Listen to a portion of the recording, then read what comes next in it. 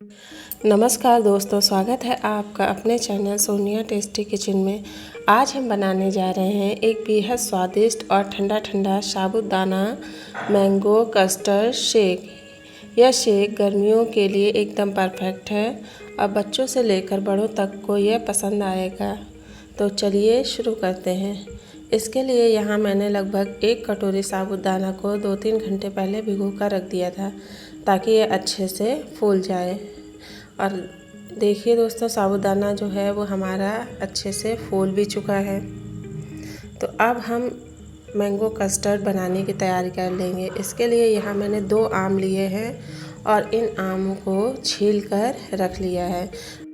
अब इसको छोटे छोटे पीसेस में कट करके हम रख लेंगे और दोनों आमों को इसी तरह से हमको छील कर और कट करके रख लेना है। अब एक मिक्सर जार लेंगे और उसमें सभी जो कट किए हुए आम हैं उनको ट्रांसफ़र कर लेंगे और एक फ़ाइन पेस्ट तैयार कर लेंगे। पेस्ट को एकदम फ़ाइन ही रखना है। अब आधा कप दूध लेंगे, इसमें 2 चम्मच कस्टर्ड पाउडर डालेंगे और इसको घोल बनाकर एक साइड रख देंगे। इसको धीमे हाथों से चलाते हुए हमें लगातार चलाकर इसका घोल बनाना है। घोल में हम थोड़ा थोड़ा कस्टर्ड पाउडर डालते जाएंगे और इसका घोल बनाते जाएंगे ताकि इसमें कोई भी लम्स ना पड़े। इसको रेगुलर चलाना है जब तक ये एकदम स्टर ना हो जाए। ये देखिए, इसकी कंसिस्टेंसी ऐसी रहनी चाहिए, ना ज़्यादा पतला और ना ही ज़्यादा गाढ़ा, और एक भी लम्स भी नहीं है। अब एक पतीला लेंगे, उसमें हम 2 ग्लास दूध ऐड करेंगे। दूध को हम 1 बॉयल आने तक अच्छे से पकाएंगे। बीच बीच में दूध को चलाते रहना है। दूध में हमारे बॉयल आ चुका है। अब हम इसमें कस्टर्ड पाउडर जो हमने घोल कर रखा था वो डाल देंगे और दूध को लगातार चलाते जाएंगे। दूध को हमें तब तक चलाना है जब तक ये थोड़ा गाढ़ा ना हो जाए। इसको चलाते ही रहना है। थोड़ी देर बाद कम से कम 10 मिनट के बाद हम देखेंगे कि दूध हमारा अच्छे से गाढ़ा हो चुका है। अब हम इसको गैस से उतार कर साइड में रख देंगे ठंडा होने के लिए। तब तक हम अपने साबूदाना की तैयारी कर लेते हैं।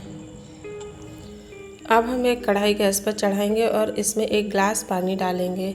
इसमें एक स्टैंड रख देंगे। इसके ऊपर जो साबूदाना हमने भिगो कर रखा था उसको बॉईल होने के लिए रख देंगे। साबूदाना को हमें लगभग 10 से 15 मिनट तक बॉईल करना है। ये देखिए दोस्तों, लगभग 10-15 मिनट के बाद हमारा साबूदाना जो है वो अच्छे से बॉईल हो चुका है। ये एकदम खिला खिला मोती जैसा दिख रहा है। अब ओवर कुक होने से बचाने के लिए इसको हम तुरंत ही ठंडे पानी में डाल देंगे ताकि हमारा जो साबूदाना है उसका एक एक दाना अलग हो जाए और एकदम खिला खिला रहे और एक ओवर कुक भी ना हो।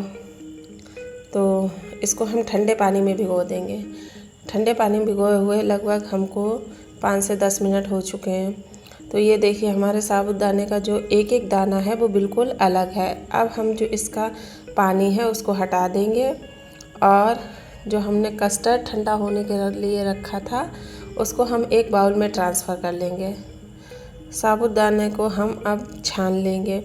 छानकर इसका जो एक्स्ट्रा पानी है उसको ड्रेन कर देंगे।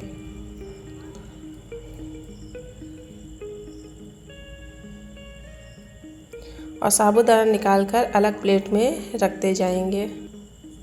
इसी तरह से हमें अपने सारे साबूदाना धोकर अलग कर लेना है। अब जो हमने कस्टर्ड पाउडर तैयार करके रखा था उसमें हम मैंगो का पल्प मिलाएंगे। मैंगो पल्प जो हमने तैयार करके रखा था। अब इसको कस्टर्ड दूध जो है उसमें अच्छे से मिक्स करेंगे इस पल्प को।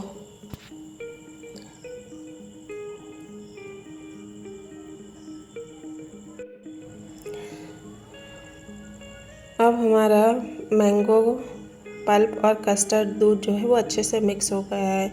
इसकी कंसिस्टेंसी भी एकदम ठीक है। ना ज़्यादा गाढ़ा और ना ही ज़्यादा पतला। अब हम इसमें 2 चम्मच सब्जा सीड मिलाएंगे।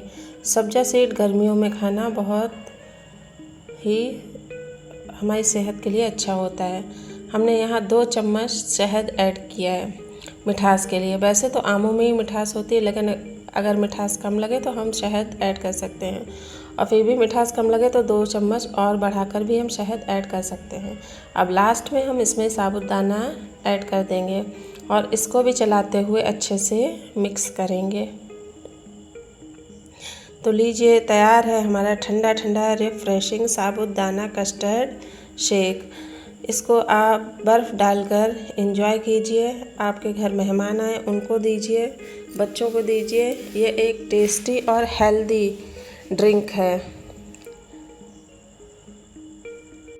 ऊपर से कटे हुए आम के पीसेस और सब्जा सीड डालकर इसको सर्व कीजिए।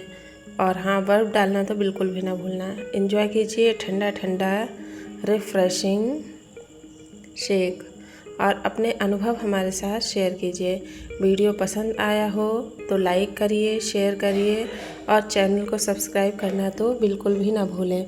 मिलते हैं एक नए वीडियो में, तब तक के लिए बाय बाय। राधे राधे दोस्तों।